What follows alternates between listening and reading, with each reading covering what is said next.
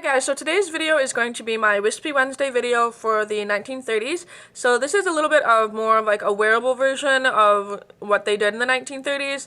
And I'm kind of separating this one and the next one between, this is sort of what more everyday women would wear. And my next video is going to focus more on like the old Hollywood side, like the movie stars at the time. So that's kind of what my Fearless Friday video is going to be about.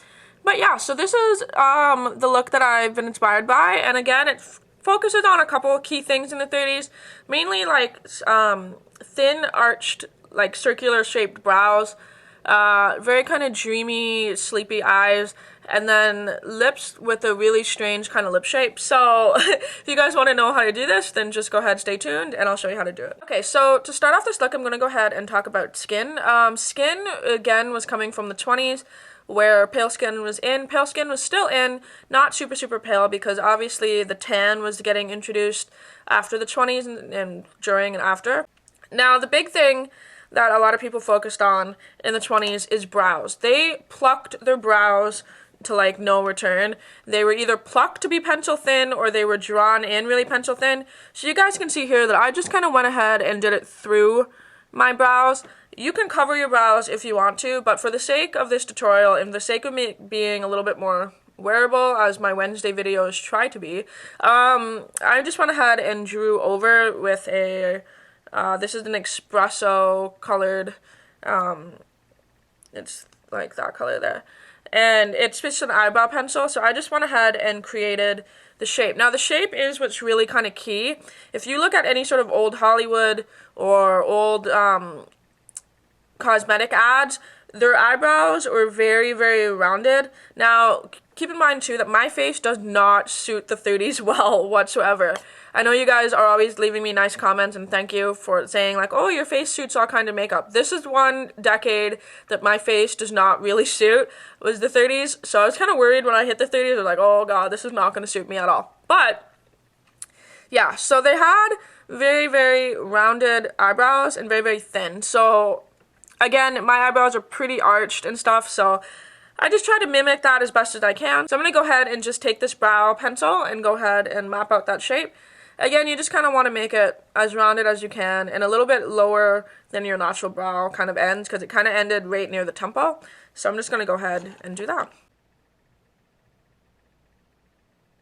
Okay, so once you're done with brows and it looks like this, keep in mind that you can see my natural brows through this, and if you have very dark brows, this may not work as well, but just kind of work with it and experiment and do whatever you need to do.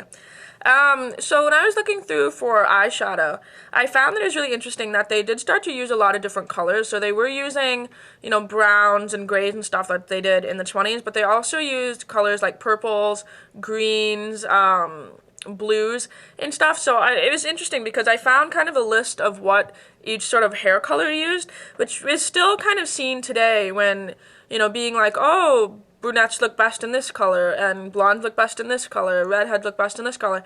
So I thought it was really interesting that maybe that kind of started in the 30s, because they definitely suggested it in the 30s anyway. I found that they said that blondes really liked blue, green, or bright violet eyelid shades, and brunettes went for like deeper purples and browns.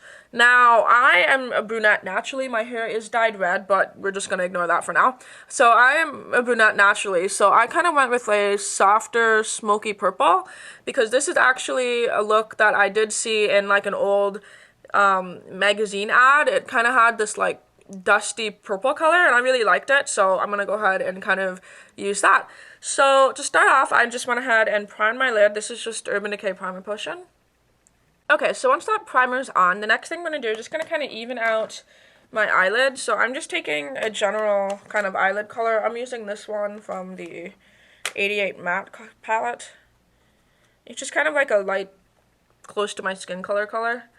And I'm just placing this all over my lid, all the way up to that fake brow that I put. And I'm kind of just putting some of that eyeshadow into my brows so that you can kind of hide them a little bit. Okay, so once that color's on, it's just going to let the colors that we use blend nicely to get that kind of dreamy effect, because the main thing you really want is to blend. I'm going to mention this in my next tutorial as well, but it's just going to get that dreamy faded effect, because if you look at old pictures and stuff, that was really just blended, and it was amazing. So the next color that I'm going to use is kind of like a soft purple, kind of lilac-y. It looks gray in the camera, but it is a very, very like light grayish purple. I'm not done with the color. This is the matte color. I think it's old. I don't know what it is, but any sort of like light purplish gray will work really well for this. So I'm just gonna go ahead and take that on my brush, and I'm applying this all over my lid. And I'm just blending that up very, very slightly with that color that we already have there. Once that purple color is on, the next thing I'm going to do is I'm going to go into the darker purple, and for that I used Shadowy Lady from MAC, but I've used it very lightly and just kind of built it up because you don't want to go in with like anything super, super harsh. Keep in mind too that the shape, you kind of don't want to blend it up very high because you are coming out of the 20s where they had very kind of rounded eye shape with a lot of kohl, so the eyes were still kind of weighted down and weren't like blended up super, super high yet, so you do just want to kind of keep it a little bit lower. So I'm just taking a fluffy kind of crease brush like this and getting a little bit of that purple color, and I'm just going to place this right into my crease, and I'm just lightly going to build up that color.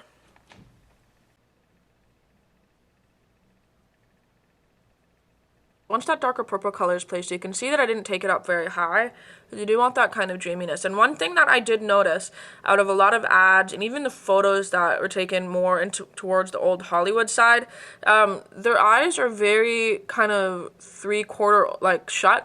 Like they're not like, hey, these are my eyeballs. They're more kind of like shot from a different angle, so that it looked very heavy-lidded, which I thought was really, really interesting. So then for eyeliner, keep in mind that they're coming out of the 20s again, where like heavy kohl eyes were really popular. So they didn't get rid of eyeliner completely, but it wasn't that harsh thing anymore. And they also kind of introduced a little bit of a flick. So instead of using liner, I'm just using black eyeshadow, just using Carbon from MAC, just on like a little angle brush like this. And I can see that I did on this eye. I'm just going to press that right into my lashes and kind of have just a slight flick right on the outer corner.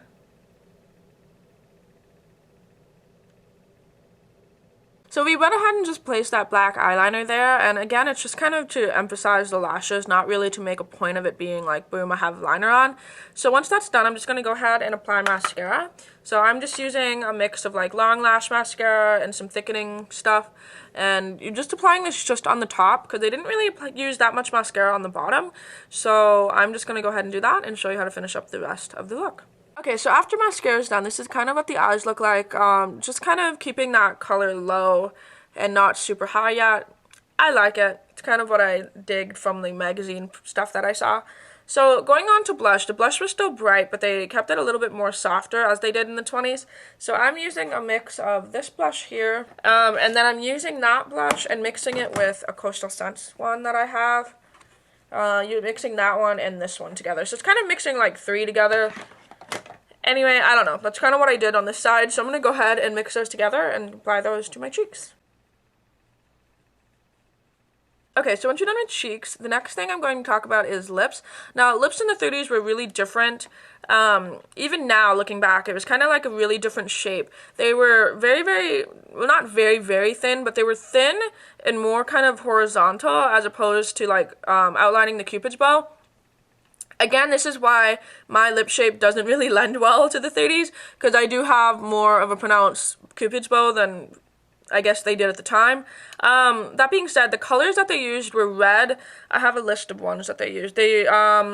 Popular lip colors were dark Chinese red, browns, maroons, and raspberry tones. So I didn't want to go traditionally red because you guys have seen me do red lips, and I will definitely be doing red lips continually in this series. So I kind of wanted to go more of like a raspberry, more wearable day-to-day red. So the color that I thought that I had in my collection was Viva Glam Cindy, because this to me is still a, it's still a red color, that's this one here, but it's not as bright as like Ruby Woo, it's not as dark as Russian Red, and it's not pink or coral like some of the other colors I had. So I thought this might work well for that. So to do that, I'm just going to use this lip liner, which is almost an exact color of it. And this is Plush Red lip liner from NYX. So I'm going to outline my lips a little bit differently, and I'm going to try not to do really that much of a cupid's bow. Again, I kind of have big lips, so it's hard for me to do it, but yeah, so if you have kind of smaller lips, just try not to make that much of an arched cupid's bow, and you'll be good to go. That kind of rhymes.